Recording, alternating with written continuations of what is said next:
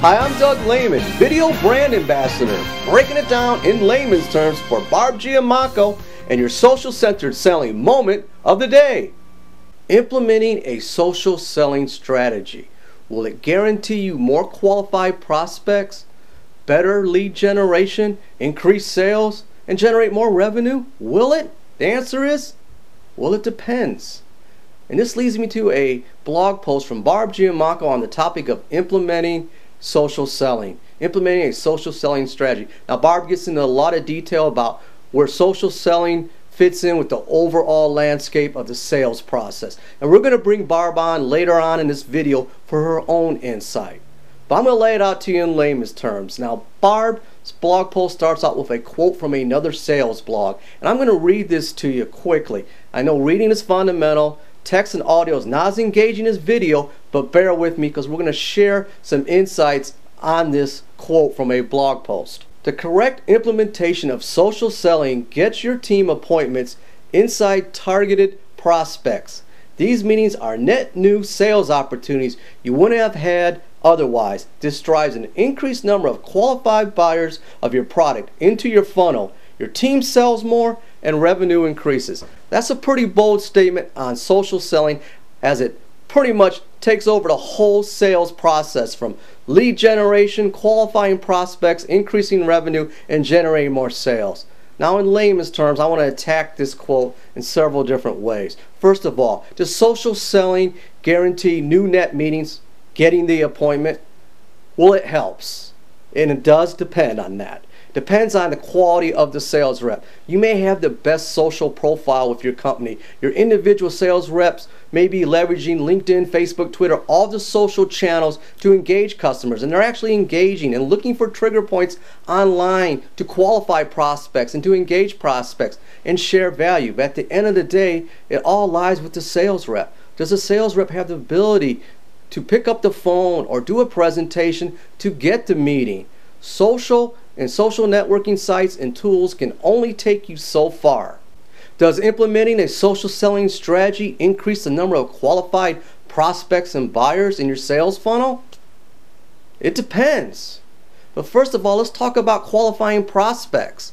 You have to validate that within your own sales organization. What is a buyer and how do they qualify? Questions like, are you on the vendor list? Are you interacting with the decision maker?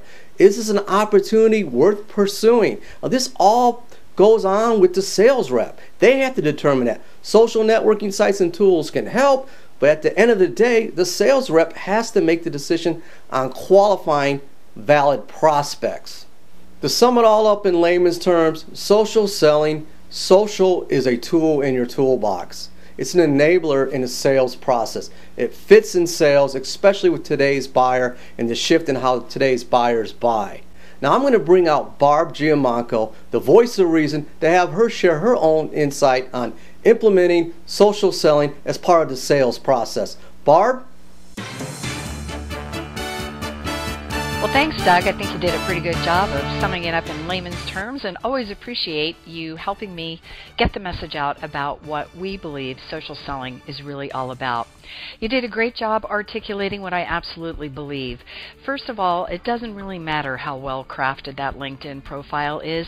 That's not going to guarantee you anything. What it will do for you is it will, hopefully, if you've done your job well, bring more buyers to you, and those that do find you will have something very compelling to consider before reaching out to you. But for someone to guarantee that your sales team is going to get more appointments because you have great looking profiles, well, that's just not true at all. The other thing too is, even if you have a really well crafted strategy, it's all about the implementation, and that won't necessarily increase the number of qualified buyers in the sales funnel. That's only going to happen if your salespeople know how to qualify opportunities. Somehow this is constantly overlooked in these social selling sound bites. Now, will your team secure more net new meetings with targeted prospects?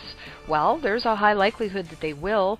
We have customers that are seeing 30, 40, 50% increase in their ability to secure those meetings.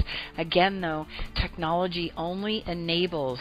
At some point, great selling has to kick in, and it really depends on that individual who is selling. So, as I've said in my blog post, it's all about the blinding flash of the obvious, right? Salespeople sell more and revenue increases if they actually know how to sell. And so your next mission, Doug, is to help our listeners understand why selling isn't telling. So thanks for listening, everyone, to our social-centered selling moment. Now, back to you, Doug. And there you have it. Barb Giamacco, the voice of reason. I'm Doug Lehman, putting it to you in layman's terms. Your social-centered selling moment of the day. Remember to connect, collaborate, and close. Thank you.